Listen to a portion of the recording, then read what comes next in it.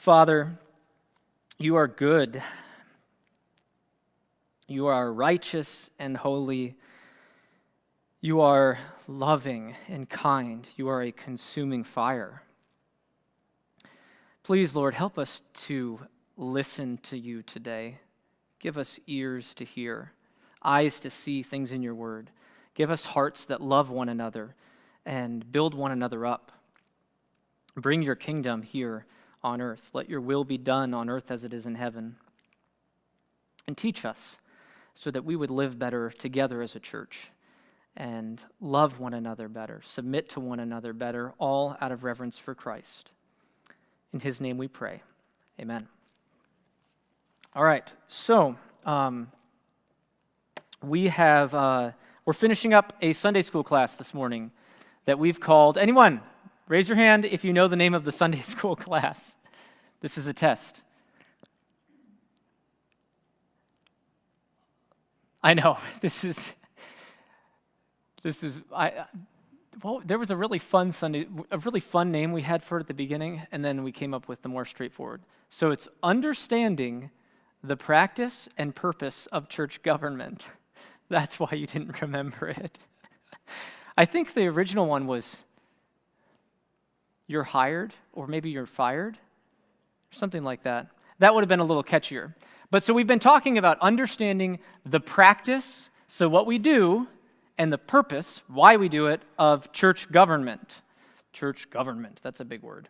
And we have talked in this class essentially a lot about theory. So we're talking, or maybe just theology, so like ideas and concepts, what the word tells us. But a lot of really how you're going to see this taking place is not so much of what we say, but what we do as a church, how we carry ourselves. So for you to understand and to really taste and see the value of healthy church government, that's seen in practice. Today is a review of a whole bunch of things that we've talked about, and it's going to be a review that I'm depending on the class to help fill out, because I don't have all the answers, and I also don't have all the questions, so I'm going to be looking to the class to help me figure out some of those answers and questions. First, I want to read a text, this great commission that the Lord has given us as a church, to get our minds thinking a little bit what did Christ tell us as a church to do? Matthew 28, Jesus said to his disciples, "All authority in heaven and on earth has been given to me. Go therefore and make disciples of all nations, baptizing them in the name of the Father and of the Son and of the Holy Spirit, teaching them to observe all that I have commanded you. And behold, I am with you always to the end of the age." So, let's begin our review. We'll see how well you guys have been paying attention in class. So, first question, or statement actually, fill in the blank. And elders, you gotta wait. I know you're on the edge, like, I know the answer. Fill in the blank. Church membership is all about, what would you say? There's not necessarily a right answer. There are right answers or really close answers, so don't be too scared. Church membership is all about guarding the gospel. Okay, explain that. Part of our duty as a church membership is to guard the gospel by what we as members can exercise. Bringing in members, removing members, budget stuff that affects how we go out to the world and spread the gospel.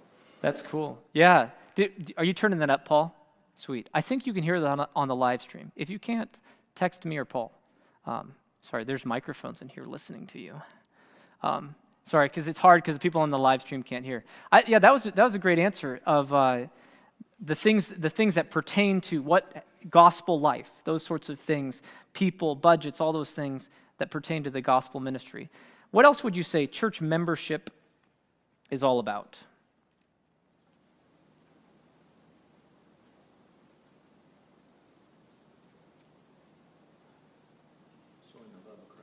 Showing the love of Christ. All right, explain that. Well, in simplest, as far as greeters, Mm-hmm. You're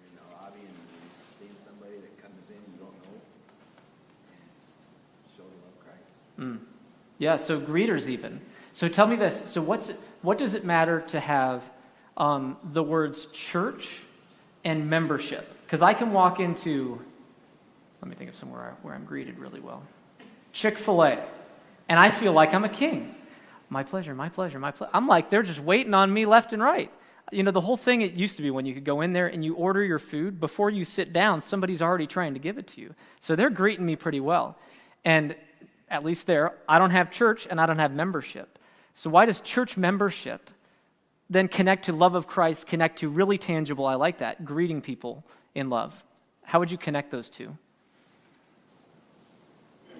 Anybody else can help out too. Why do we need church membership? What's the relationship of those two things? Of greeting and church membership. Good, loving greeting.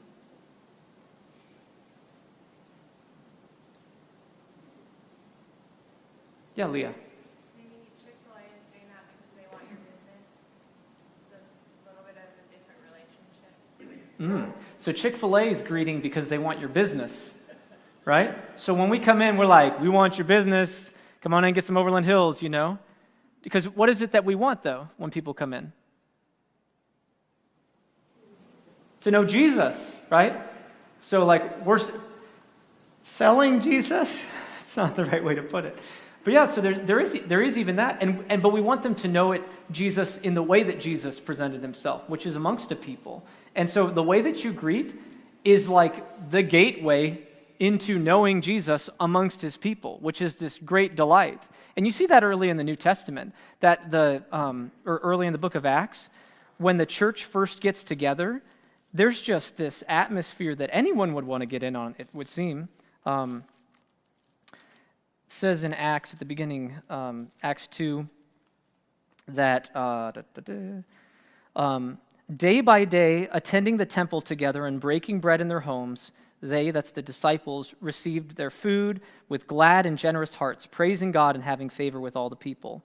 And people were selling their possessions, sharing them, distributing needs. Like, so they were part of this community, and people wanted to get in on that. And so there really is a connection between even greeting, I would say, the way that love is shared amongst the church and membership, because we want people to taste it. We want people to know it. Let me ask a little different question or a statement. If I said this, church government is all about blank, what would you say to that? Church government is all about... Or here, wait, one second, Sandy. You're going to be up first. So, what would you say American government, the government of the United States is all about? I don't know if I want you to fill in the blank on that. What? I don't know if I want. Do I want to know what you said? No, it's okay. All right, so what would you say? Just shout something out. What's your first reaction? You have a reaction to that, I know that. Serve the people, protection. Order. Okay, this is ideal. This is ideal, right? That's what it's supposed to be about. What's your natural reaction? What might you say sometimes that American government's all about? Congress, and what else? Them. It's all, yeah. Church government or American government is about American government. They just feed on themselves, right? What else? How would you react? Elders, you can react too. What would you say? You don't have to be silent. John, what would you say? You follow government. Life, liberty, and the pursuit of happiness. Life, liberty, and the pursuit of happiness. Does it always seem like the American government's all about that? No, what does it seem like it's about? Themselves. There we go. Yeah, right? Okay, so we've got an idea of like that government, a structure that's supposed to be for the people, guarding the people, protecting the people, promoting certain values. So what is this structure that we have? Church government. So we have elders, members, serving together under Christ. What's that all about? What would you say? Yes, you can answer. Go ahead. Discipleship, okay. Somebody want to fill that out? What does it mean that church government is all about discipleship? Like they have to teach the others how to do, or how to go out and reach the lost as well. Ooh, that's interesting. Yeah, so they have to. So the church itself has to teach one another. We're all like essentially governing one another. We're keeping one another in line. Yeah. It's about leading people to become fully devoted followers of Jesus Christ. Okay, leading people to become fully devoted followers of Jesus Christ. That sounds familiar. So church government is a structure in place, not to serve itself, but to serve a grander purpose, Christ's purpose. So Christ put this little structure in place, it's a big structure, glorious structure in place to bring about an end, which is making disciples of Jesus. Not disciples of the church government, not disciples of Overland Hills, but the disciples of Christ. I want to add one more in there, and Dave said this. Because we use words like church, government, and discipleship, that you don't lose sight of the fact that church government is all about love. Like the end goal is love, that this community of love, and that's produced by discipleship. But it's not, government to me sounds bland, cold. You watch like C-SPAN, it looks really boring. I know that's not what church government is, but you can have that perception. You go to a members meeting, oh man, it's going to be this thing, and a decision, and a presentation, and go home. But the goal is love, that the church would be built up in love. So I'm going to read Ephesians 4, where it shows the end goal. Paul writes the end goal for what church government, the structure Christ put in place. Ephesians 4, I'll read 11 to 16. Notice how the structure of leaders, all of the body of Christ, where it leads to.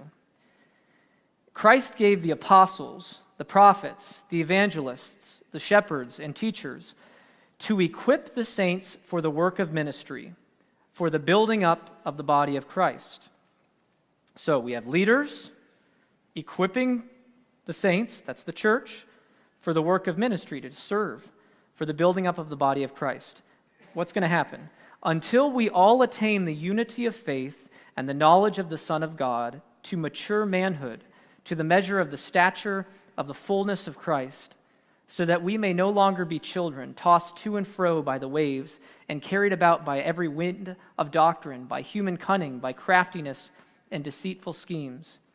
Rather, speaking the truth in love, we are to grow up in every way into Him who is the head, into Christ. Just notice this. 2 times it's already been said, the goal of church government, the goal of elders, pastors, the apostles, the prophets, the scriptures, training and equipping the saints, is to become more like Christ. So we, verse 13, that we we attain the unity of faith and knowledge of the Son of God to mature manhood, to the measure of the stature of the fullness of Christ, become like Christ. Or in verse 15, we grow into the head. So we, like the body, grow into the head, become more like Christ.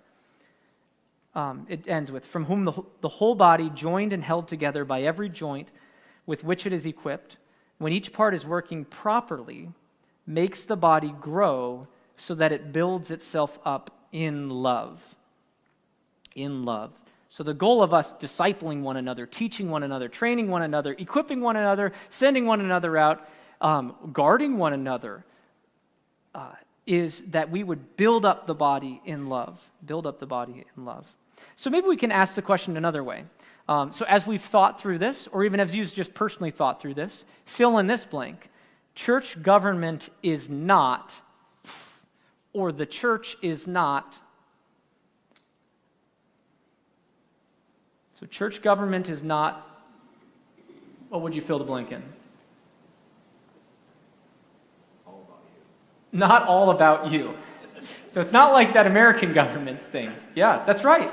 Because if you think about it, Jesus is not all about himself. He was all about everybody else. And that's what he calls the church to be. Yeah. So the church of government is not serve us, serve us, serve us, serve us. What can we do? Get some more money in here, get some more people in here to make us feel big and good. Yeah. So church government is not. Well, along what you just said, feeling big, it's not all about power and oppression, control, sort of making up rules to make me feel more important. Okay, so it's not about power and oppression and control, rules, right? Because you can hear the word government, think laws and laws. And we do have rules that govern us or constitution that governs us. It keeps order because that's what Christ calls us to. He wants order. That's the reason why there's a church here locally and not just Christians scattered everywhere and trying to figure out the Great Commission together, because there would not be order. We need the local church. Church government is really significant. But it's not primarily about the structures, right? It's about the people. What else would you say? Church government is not... like a democratic republic with co-equal branches. Okay, so church government is not like a democratic republic with co-equal branches. Explain. Well, just to avoid the confusion that we would pattern church governance after what the United States does. Yeah. Presidents and Congress people and constituencies and representatives, judges. It's not. Yeah. Yeah, so it's not like we have judges, and one I put down is that, like, we don't have representatives either. That's like this false idea that the elders might be representatives of the people, so to speak. Like, we're part of the people, like, so you don't elect one of us elders that you think is going to defend your views over somebody else who's in the room. That's not how this works, because Jesus has essentially elected all of us on behalf of his views, so to speak. Yeah, it could be, if this is a challenge, I think, because we're used to American government, and also we're used to, because we're Americans, thinking American government's the end-all, be-all. We've got this thing nailed, that we have the best government ever, and there are a lot of great things. But if you think government, and you think just importing whatever you're living in, I mean, if you're in China, you're not saying church government's like, you don't want to say that. What's the Chinese government? It's not called the Democratic Republic of China, is it? The People's Republic, as you say, it's not democratic. The People's Republic of China, which that just sounds funny too. I haven't thought through that. But you don't want to import the definition of government. You want to listen to what Christ says, here's how you order your government. Because there's forms of government. Yeah, what were you going to say? Well, I was thinking our government is really self-glorifying, self-magnifying, and church government is Christ-glorifying, or should be. Yeah, Christ, so our government, generally speaking, is sorry, I saw a chat thing. Our government is generally self-glorifying, but Christ's government, the church's government, is Christ-glorifying.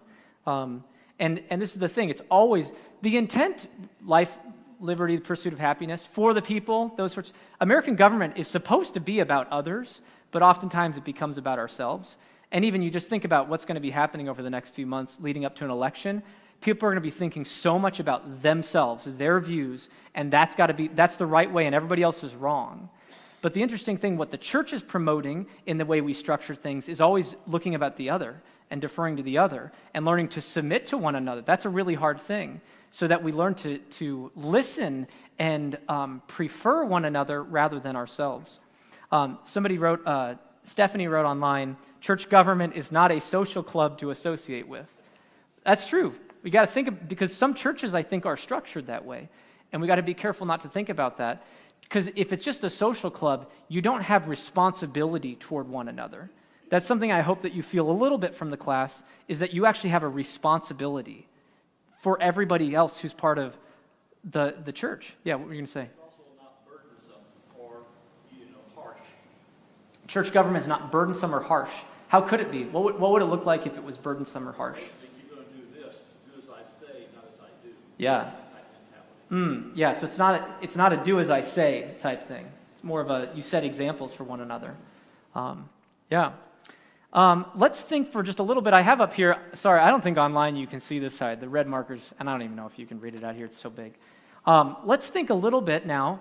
We talked about in this class members' job descriptions, or the authority of the members, and then the authority of elders.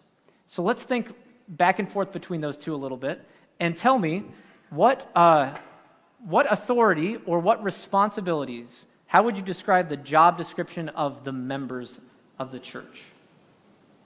I put up here some clues like who and what, but you can fill it out how you think. Yeah. To hold the elders accountable. Ooh! So hey now, elders accountable. Yeah, right? So they're watching out for the elders. Is it only the elders? And each other. And each other. Yeah, so we're looking out for one another. And if we see somebody trip up or we see somebody stumble, we let them know or we try to help them back up. What else? Protect the gospel. Oh, protect the gospel. Great. So how does the members' authority, how do we go about protecting the gospel? Well, speaking the truth, I mean, we have His word, so we have to follow what the Holy Scriptures. Yeah, so we speak the truth. We have the scriptures. And so what happens if it seems like a false gospel's And you have to bring that to the person's attention with love. I like that. So I asked what do we do if it seems like a false gospel's getting in or just some untruth? What Rod said, this is really important, is first you bring it to the person who's you don't stand up in front of the church, hey, I heard Pastor Josh say something. I'm making it obnoxious because that's like tattling. That's not respectable. Christ told us, go to the brother. See if you can win him first. Because we know how that is. If somebody gets up and shames you in front of a bunch of people, it's going to be a lot harder to get restored than just going a one-on-one conversation. And Christ, again, put structures in place to keep us in the flock rather than to just destroy it and annihilate it and make people spread. He wants to keep us in. What else would you say is the member's authority or responsibility? Anybody can shout one out. Encourage each other. Encourage, okay, yeah. Encourage. And I'll put on here, build up. So our responsibility is not merely to maintain something, but to develop something, to grow one another. Anything else you would add to that? Yes? The Great Commission. The Great Commission. All right, explain how that's the members' authority or responsibility. I would say that everything we've talked about so far falls underneath that. I mean, we've been talking about this government, this organization. We're task organized. We're organized for the mission that Jesus gave us. He gave us the mission of going to all the nations of the earth, make disciples, baptize them, teach them everything He taught us. That's our job. That's everybody, collectively. So everything else falls underneath that. If you're not doing the mission, you're not doing it right. Mm-hmm. If there's no mission, why are we even here? If there's no mission, why are we organized? Everything has to be subordinate to the mission that Christ gave us. Yeah, that's great. What Jim said is that we're task organized. So this right here, the Great Commission, is the seed, or really the impetus to why there's any organization at all, why there's any government here at all, why there's any structure. And then everything starts to flow out of that. And if you think about it, what we read even today, Christ says, all authority in heaven and on earth has been given to me. And then essentially the next thing he says is, so here you go, here's some authority. Go, do something with it. And he says, though, don't worry, I'll be with you till the end of the age. So it's essentially Christ's authority is with us the whole time. It's not like, Christ says, here's some authority, and then I take it and I hold it for myself. It's here's some authority, I'm with you. And you go and do this mission. But everything under this is defined by this Great Commission, what Christ has told us to make disciples. But I like what you said, that we're task organized. So we organize around accomplishing this. And so if you start seeing us do things outside of that, oftentimes you might see the church start to organize differently. Or if you organize the church differently, you might not be pursuing the Great Commission. You might be pursuing some other mission. Yes? Am I off in thinking that part of what we should be doing is caring for our resources, the building, serving? Yes, serving. I like that. Yeah, so that flows out of this, because we have resources then, like a building. I know, nobody can read my handwriting probably either. But so we have a building, we have tools, we have money. But all of those are, again, subordinate to this that we're using to fulfill this. And so we have people, members, one another, looking out for the building, looking out for the budget, looking out for resources. What were you going to say? Responsible as far as attendance or faithfulness? Ooh! Oh, Okay, attendance or faithfulness. How is that your responsibility? It speaks for itself. I mean, if you're a member, yeah, ought to be attended.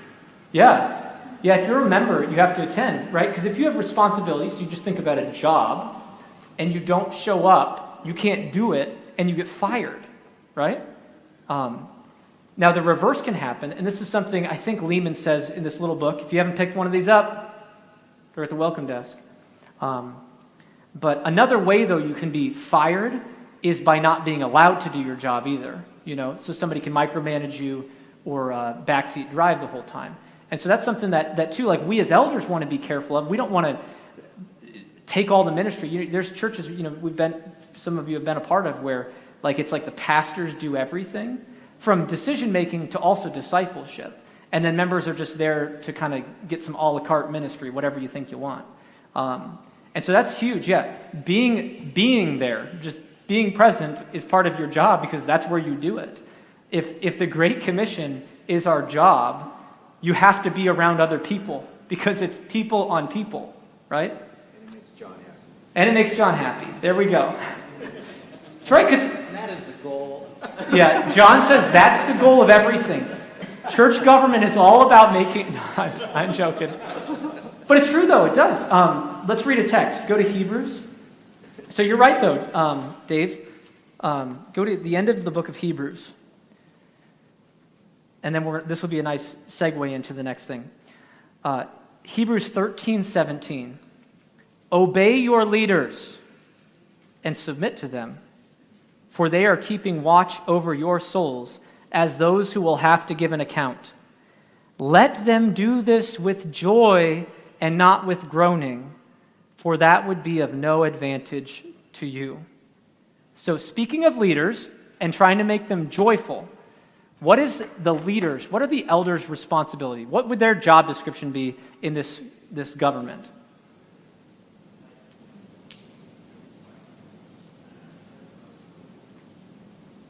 Yes? Teach the word. Teach the word. Teach the word. Okay. What else? Be the under-shepherds. Under shepherds. Okay. What's that mean? Christ is the shepherd, the elders are the under-shepherds under Christ to lead the church, That's right. guide the church. Yeah, so it's not like our members, Jesus gave this great commission, but then the elders are going to decide, here's really what Jesus meant. And so you're now on our mission, which is like, and this is almost subordinate to that. Because that can happen where it feels like sometimes in churches where the elders have a different mission or the leaders have a different goal or a goal that they've defined.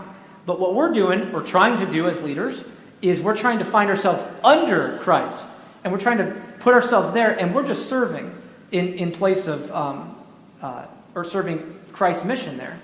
And what's interesting, too, since we are under shepherds and we're not the chief shepherd, this was built into the design of it, we can die, we can move on, and other under shepherds come up. So the church fulfilling its mission is not dependent on a man or a set of men being leaders in a church. We're totally great. It's not like let's all go, elders, let's all go die tomorrow, But that's the beauty of Christ's mission is it's not dependent on a single person, nor even members, but it's dependent on Christ who lives daily and intercedes for us. What else would you say is the elder's responsibility? Keep order. What's that? Keep order. Ooh, keep order. Yeah. Yeah, keep order. Anything else? Yeah. The biblical word is overseer. It's related to keeping order. But I think a word that would work better for our sensibility would be guide. So a great overseer, like when you're working on the factory floor or if you're doing a job, like if you're doing landscape or whatever, a good overseer actually does the work as well. Like he or she is right there with you the whole time. Mm-hmm. And they have done it probably for a while, and they teach you the best techniques. They still keep you in order. They still urge you along. They may even say stuff like, hey man, it's been a couple hours. Make sure you sit down and take a drink of water. Sit down and shake for a couple minutes. We want to work all day, but we can't go nonstop. All that kind of stuff. Hey, when was the last time you sharpened your tool? When was the last time you did this way, not this way. Do this side first, now this side. It's guiding, encouraging, and everything. That's part of being an overseer, and part of keeping order. It's that guide idea. Yeah, guiding. In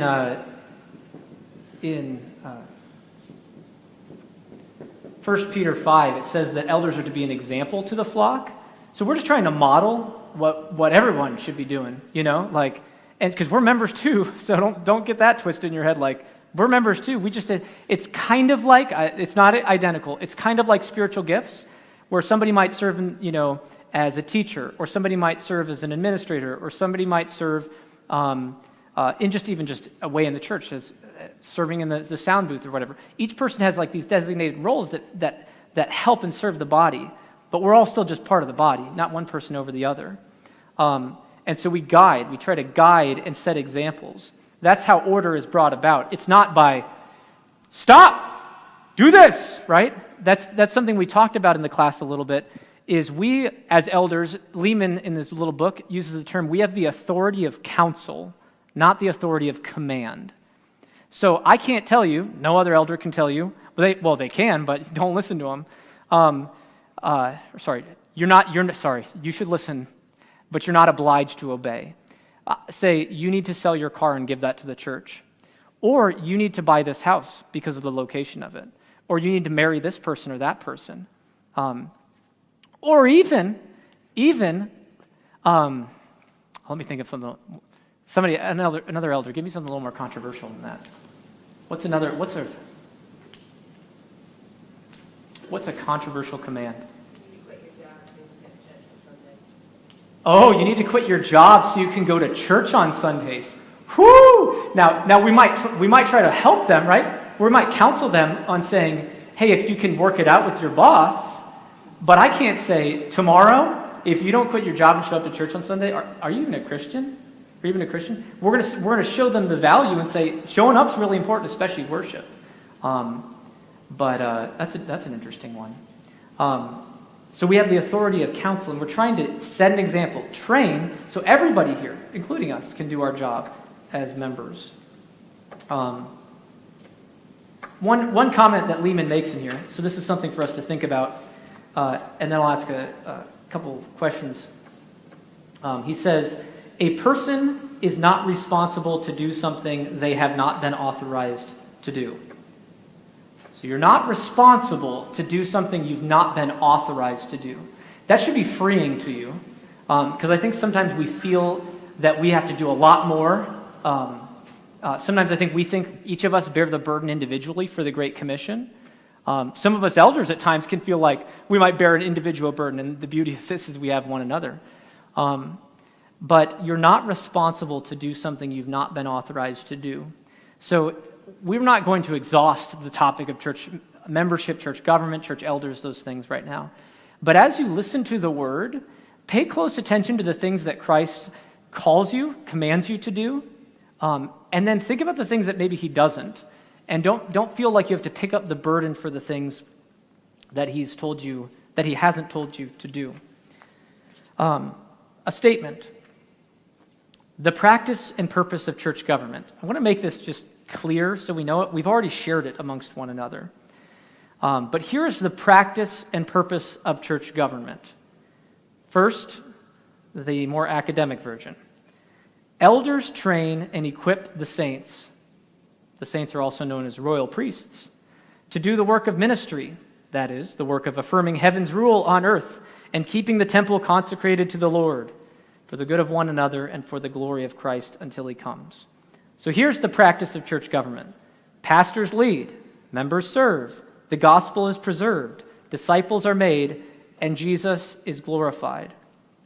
So what this is, what the church is essentially reinstituting, that's a good word because it's an institution, reinstituting what God was all after when he first created the world with Adam and Eve. Is I'm going to have, my people are going to represent me, and they're going to build a nation, they're going to build a people around my purposes and my causes. And that's what Christ has done with the church. So we can get all caught up in language, but this is really, in the end, what we're doing as a church is just trying to be as human can be, is trying to bring people into knowing Christ and enjoying him and making him known to others. And so Christ shares his authority with us in order that we might know him and make him known. That's the goal of this whole thing. That's the goal of the Great Commission, is that people would know Christ and make him known.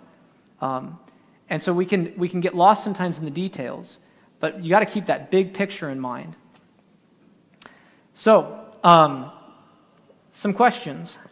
Let's get to first. Anybody have a question? Let me ask a question first. Anybody have any questions they want to ask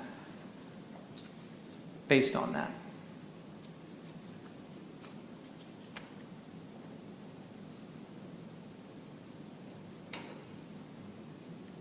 It's okay if you don't, because I have some really good questions for you. All right, here's a question for you. So let's think about the implications of church government now. So this is like the day-to-day, the how this works out at the ground level. So let's think about decisions. Decisions. So we make decisions as a church. That's something we're supposed to do. We're supposed to affirm one another who are gospel believers. So we affirm one another's testimony of faith. That's how you become a member. We did that recently at a members meeting. And we affirm what? So we affirm that this is the true gospel. And that's how the gospel is protected on earth. And within that, though, we make other decisions as a church. So recently we made a decision to support Center Baptist Church. We make decisions on budgets, and every once in a while maybe something else, not gobs more. So let's think about all those decisions we make. We make decisions, we vote on elders or deacons. What if a decision is made, so this is for members, what if a decision is made that you disagree with? So you were a no. You were the one no, and there was 99 yeses. What should you do as a church member? If you're part of this church government thing that's not all about you, what should you do? What might you do? Sorry, what might you do if you were the one no? Yeah. I think step one is to examine your heart and your motives behind why you say no. Okay, so examine your motives. Yeah, yes. So sometimes our no's are really confident. You've thought through that a lot, and you thought, I just on principle, conviction, or whatever, or I don't understand everything, I just have to be a no. But oftentimes, or sometimes when we go into some of these votes, we might just get used to voting, and you might not have thought through everything of your no vote. And so I think, examining, why was I that person? And then maybe even examining, why was everybody else the other way? Maybe, this is not an American ideal, maybe I was wrong. Maybe someone else had a better idea than I did. Like, that's an option, right? It's not necessarily true, but it's an option. Yeah. Pray. Okay, there we go. How about that for reaction? So, because that's something, so let's say this, November, whatever. What's the date of the election? November 3rd? 4th. Whatever. Whenever the date that you find out, with all the stuff going on, whenever you find out who the next president's going to be. Now, some of you just might not be satisfied anyway, but some of you might be really disappointed because it's not the person you voted for. A good reaction in that is to pray. Even closer to home, though, when something goes differently than you expected or you wanted or you would have preferred in the church, a really good place to go first is to the chief shepherd and say, help, I need help because I'm out of line maybe, or I don't understand, or I need peace because I know my gut reaction is to fight back and to disagree just blatantly, outwardly. That's great. And that goes with what Terry said, examine. Yeah, it's tied into examination. Yeah, prayer and examination, it kind of happens at the same time. John, you've thought about this. What would you say if somebody disagrees, or somebody was a no vote? Let's say there were 10 no votes and 90 yes votes. How should those no voters be thinking? Trust the Lord. Trust the Lord. Okay. Explain that. If we have to acknowledge that God, if this is the method that we've chosen, this seems right to us collectively. If some are in the minority and it didn't seem right to them, they have to trust that God speaks through the majority of who voted. And in the end, there are matters you separate, but and if it's a doctrinal issue, then you leave the church. And if the 90% vote says, you know what, we're not so sure Jesus was divine, you do what you can to change it, and at some point, if you can't change it, you just get out of there, because that's heresy. Right? But if we're talking about, should we spend this amount of money on this or that thing, those aren't doctrinal issues. It's just matters of preference. And you just simply trust the majority, trust that God will work through it. And even if it proves to be wrong by some measure in the future, in the end, God is sovereign over the process. We can just simply trust that He'll work out His will. Yeah. Yeah, John was saying we need to trust the Lord in this. And something really significant is to remember this is Christ's church. You might not see Him physically sitting in a seat, but He's here. Where 2 or 3 gathered, I'm there among them. And so we have to learn to trust and be ready to submit or defer to one another. If everybody was doing that perfectly, submitting to one another, this would be the most joyful, easy place to be in the world. The hardest thing is those times when we are thinking inwardly. And so, yeah, you should be thinking, that seems that the Lord has acted a different way than I was thinking, and I'm going to, as best as I can see it, insofar as it's not denying that Jesus is the Lord, is Christ, so as far as it's not denying that this is all we need for life and godliness, I should trust the Lord in that decision. Maybe here's an interesting way to put it, because we talked about guiding and modeling. I'll ask Pastor Josh this. What do you do, or what should you do, what might you do in an elder meeting if all the elders are like, yeah, we got to do this thing, and you're like, oh, I don't know about that. I am not sure if that's the best decision. And then the 5 are strong yeses, and you're just kind of like, yeah. What do you do? Well, you start by making your voice known. You don't just keep it quiet. So you do share your concerns, because maybe you're thinking something that they haven't thought of, or understanding it in a wrong way. So you have to share still.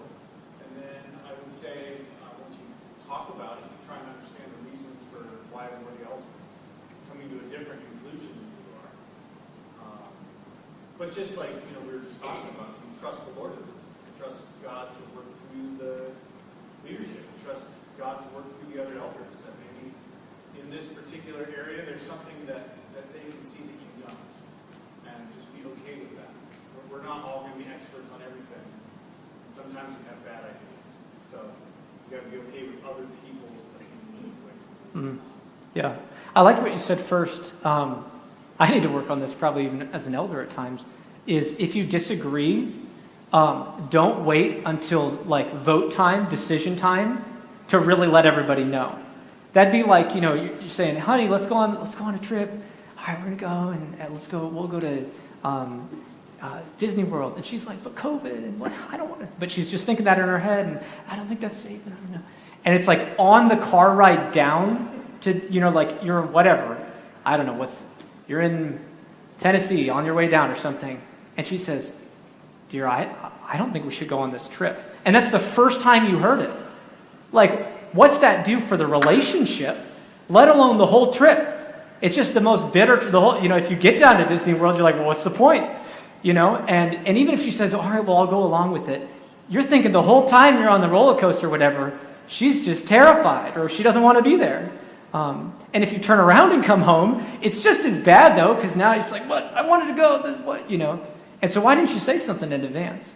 And there are things, again, there's levels of conviction and levels of the significance of a vote. But yeah, it is worthwhile. If you're thinking a different way than what seems to be the majority, and you know the majority in advance, it would be helpful to voice that, to share that with somebody, or to say, can I share something with the elders or whatever it might be. But again, if the vote goes a different direction, you're learning to think, to ask yourself those reflective questions, and maybe even trying to see, hey, maybe what could the Lord do now that that decision has been made? Where might the Lord be in that decision that I didn't see in advance? Because like you said, Josh, I think this is really good. None of us are omniscient. None of us know everything. Again, that's not an American ideal. We think we know everything, right? We think we know what's best. We think, I know what the next president needs to do, I know what policy needs to do, and it'll make, America the promised land. And Jesus will come back and it'll all be good. Yeah, what are you going to say? Well, I was going to say, too, we've already mentioned this, but it has to be motivated by love, right? It's my love for the other elders that that's why I would voice my concerns. And then that's also why I would submit and go along with it and support it, even if I don't necessarily agree with it in the moment. It's because I care about you as people, not about being right, not about winning. And the same thing is true for one another and being members, motivated by love for Christ, love for one another, love for the community, and that should trump that feeling that we get sometimes, like, oh, I just want to win the argument. Yeah. Sometimes you should lose the argument in love. Yeah. Yeah, sometimes you should lose the argument in love. I'm just going to repeat. That's so key. So you're going to let people know in advance because you love them, but if the decision goes another way, since you love them, you're going to try to go along, and you're going to try to trust them, you're going to lean on them. You're not going to be like, well, now that you think different than me, I don't love you anymore. Because that's not it. Because what makes us love one another is not something in ourselves, right? It's Christ. That's this thing outside of ourselves that's made us one. And that's the crazy thing about this unique collective that wouldn't be anywhere else. And that keeps us bound to one another. What were you going to say, Rob? I think, again, it goes back, like John said, about trusting and also realize that God is sovereign. Remember back, we used to cast lots for something. Well, I don't want this piece of property. Well, guess what? That was my lot. Oh, you want it, Yeah. You can come to a wider road. Which one do you take? Yes, take it. Yeah. Which one? It doesn't matter. God's in control. He has something for you. And Yeah. just know maybe what you need to hear, like you said before. That's a good word. Sometimes God's no may be something you need to hear. We learn to trust Him. That's something that, our lives are just this trajectory of learning to trust Him more and more in more and more areas of life. Because at first, you're like, I trust you just with everything, but then you start to realize when that gets tested, when it gets put through a fire, or when a no decision is had, or when something's taken away from you, whether it be maybe something of your body doesn't work as well, or a family member, or your job. That's where you really learn, like, what is trust? And it's those hard times. Let's see. What's a good question? Okay, practical too. So think about the ways that whoever here, or if you're online, that you've been a part of Overland Hills for a while. What's something, I don't know if you have this on your mind, that you don't completely understand why we do things that way. So maybe think about members' meetings, or how we do things as a church, making disciples. Is there anything that you don't understand? Why do you guys do it that way? I don't understand that completely. And feel free to ask candid questions. You're not going to be removed from membership if you have a... Yeah, Terry. Why do we only do communion once a month? Okay. Why do we only do communion once a month? Pastor John. Tradition. Tradition. It's not a good answer. But Well, I think that's the answer, though. In any church. Why do you do it every some churches practice every week. every week? Some people think that's too often, so we just haven't actually come to an agreement to change it, and so that's how we do it. Yeah. Here's another question for you, John. This came in online from Sharon. If there's differences of opinion during an elder meeting on an issue that the congregation will need to vote on, wouldn't those issues be helpful for us as members to make a more informed decision? So I guess it seems like the question is why don't we come and share the varying perspectives of elders at a members meeting? So let's say it was this building, and we say, well, some elders think this building's a good idea because of these, and some elders think this building's not the best idea because of these. Why don't we do that before the members? Well, we've talked about that among us. I think we do not want, we need a unified voice, and the things that we determine to bring to the members are things that we have agreed this is a good idea.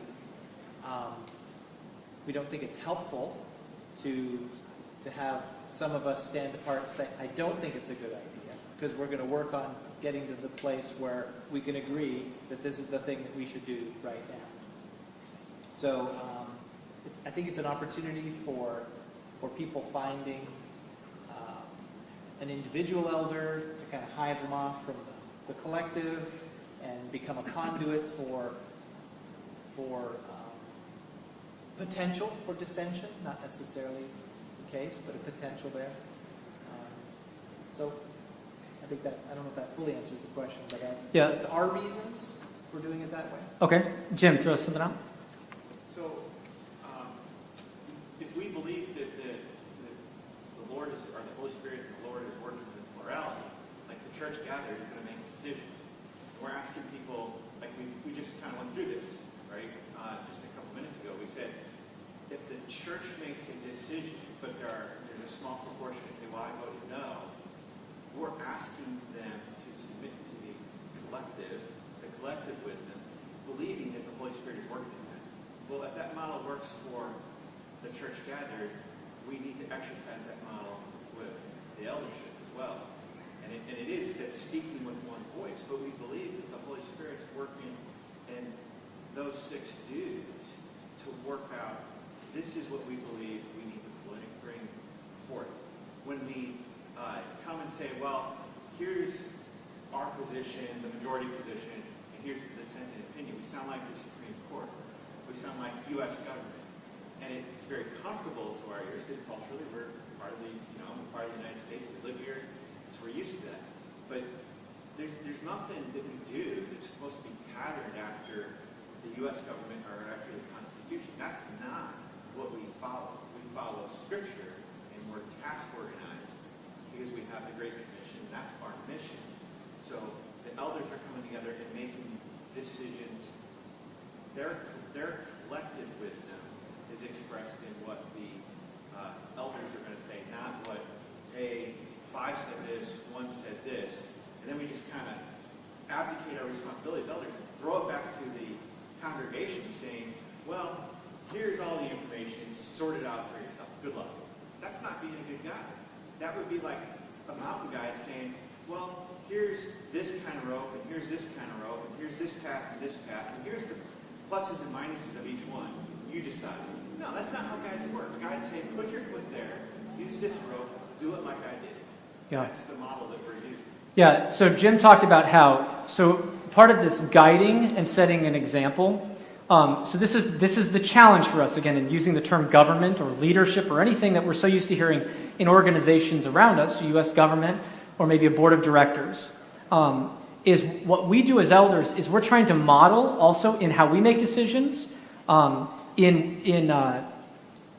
how the church as a whole should make decisions. So maybe to some, it might seem like the elders are always just all on the same page, or just all like these just yes men. Whatever they say, we're just yes, I guess, because we gotta be. But we work through things. Now here's where we are on the same page. We're on the same page back to what Josh said about loving one another. So that makes us listen to one another differently. It's not, all right, I have this really good idea, and Jim has another idea. Well, Jim's wrong, dude. Like, what's wrong with you? That's not coming into an elder meeting. That'd be like, again, just think about the relationship between a husband and a wife. If you guys differ on something, you're not like, what? Who did I marry? Where'd the girl I married? No, you have different thoughts. And you're always trying to work toward it. And just like in a marriage, before your kids, you're trying to model things for your kids. You don't come to the kids and say, mommy thinks this, daddy thinks this, in all sorts of things, because that creates division. Even if you think one of us thinks this and one of us thinks this, oftentimes kids can start to figure that stuff out. We want to model what it looks like to submit to one another, and because it's hard, but it's really worth it in the end. Another side of this, if you really want to learn a little bit more about this, you can buy Jonathan Lehman's more dense book called Don't Fire Your Church Members. And he talks about in that book how, generally speaking, members make binary decisions, yes-no decisions, and elders, generally speaking, a lot of our decisions are multiple choice decisions. And that's generally how a lot of leadership works. And also, if you think about the practical implications of some of the way that we work it out just here, having 150, 175 people, if there's 5 options out there, it can create division really quick. And you start to create your little parties of who decides on this, who agrees with this, who agrees with this. And then we have 5 different groups of people in the church, 5 different little churches. So we're trying to work through that as well. And so that's something we as elders struggle through too, is so that when we have 5, a decision of do we do this, do we do this, do we do this, do we do this, do we do this, that we're aimed at finding where can we submit to one another and trust the Lord in that. And just one other thing to remember is, like, the biggest thing is our goal as a church is focused on discipleship, not decisions. Focused on discipleship. Yes, we make decisions, so that's important. And we make decisions on things like this building, and where rooms are. But all kinds of other decisions are made that we entrust to others, we delegate to others. For instance, just yesterday or a couple days ago, John Hawkins bought some desks for the offices. And I don't think we need to get together to vote on those things, because that doesn't determine too much about our discipleship, and we voted and trusted that in the budget. What were you going to say, Terry? Well, a house divided cannot stand. So if the elders came up and said, we three think this and we three think that, we would naturally pick a side. Mm-hmm. We couldn't not. So it would be division. The elders, part of what we trust you all to do is to be unified and then come to us. If you're not unified, it shouldn't be coming to us, whatever the issue is. Yeah, that's a good word. So a house divided against itself cannot stand. And I will say there are times when we bring things that we're not unified on. CBC was something. And that's why we asked for prayer. But that's it. We just asked for prayer. We didn't ask for a decision. We're not asking for a decision. If the elders can't agree on something, it's probably not the wisest thing to ask for a decision, but we're going to seek prayer and wisdom from the... Yeah. Well, I was going to add to maybe complete Sharon's questions. Yeah. To the other part of it, because she's thinking as a member who wants to take her responsibility seriously about, like, how do I know what's going on as I think through some of these things. I think it's also important for us as elders that we come with the information, not that, hey, there's this side and that side, but to say that we've thought through that. Using your building as an example, to build the building, some elder may say, I'm kind of against it because it seems risky. Well, through discussion, everything, we say, okay, that risk is worth it. And even that elder votes for it and says, it's worth building the building and taking that risk. Then when we're presenting it, one of the things we present is, we want to build a building, we know it's risky, we've thought through that, but we agree that it's worth the risk. So that helps the member then see, it's not that we just forgot about that piece, that problem that they see that we didn't, but it's communicating that we have thought through some of those issues, but we've decided it's either worth it or it's not, doesn't apply, or how it works. That, I think, maybe helps Sharon's question is, we shouldn't just say, hey, do this, and then leave it at that. Yeah. No, because we want the church to be in on the mission together. If we build a building, it's awesome if everybody's in on it, rather than half the church is in on it and half the church is like, what's wrong with these people? We want everybody to be on it because that's part of the mission together. That's part of what we're doing together. And just to finish off maybe with the confession and then something for all of us to be challenged in. So none of us elders and us as a team are perfect in communication. And we've learned that recently a little bit, and we're always being challenged with that. Ask our wives if you have any doubts about that. We are not perfect in communicating. And that's like something I'm confronted with all the time at home. Like, I have this great idea, or I have this great thing, and then I'm the guy in Tennessee like, hey, we should go to Disney World, Because I'm all about, like, surprises and things like that, but that's, into Bobby's marriage. But, so this is something we're trying to work on. And if you think you can help us, keep us accountable, too. You can say, hey, instead of coming, you guys did it wrong, you didn't tell me enough, what's wrong with you? You could come and say, hey, could you help us? It would have helped if you would have told us this or that. Or, hey, could you, if you're thinking about something, can you let us know maybe a couple more weeks in advance or something? Because we would love to know that. Just like I love knowing from Sarah when I fail at communication, not just that I failed, but how I can do it better. That's an area that we can grow in as a church. We're doing that with one another as brothers amongst elders. We're always trying to help one another communicate so we can understand and hear each other. And that's something, again, now we're to the broader context.